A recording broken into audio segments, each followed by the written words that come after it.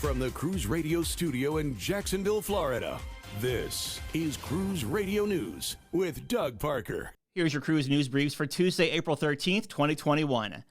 Following Florida's announcement last week that it's suing the CDC to lift the conditional sailing order, Alaska may be next in line.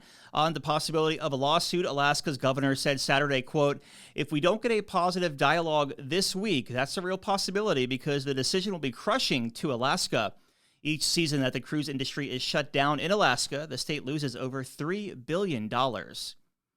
And call it progress. The cruise sector thrive, and I know that CDC is hopeful that a lot of these operators will be in a position to be sailing by midsummer, and laying out these specific kind of gates that they need to get through is a very important step toward that. White House Transportation Secretary Pete Buttigieg there.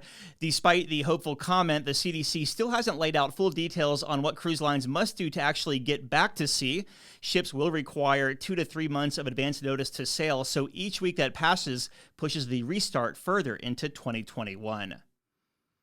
And lastly, speaking of the CDC, sometime over the past week, the CDC changed a small section of the Phase 2 Conditional Sailing Order.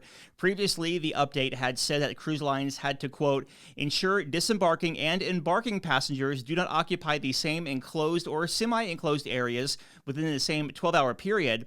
The within the same 12-hour period has been replaced with "to the extent practicable." This change would make turnaround days much easier on cruise lines and ports, particularly for smaller terminals that do not have separate gangways.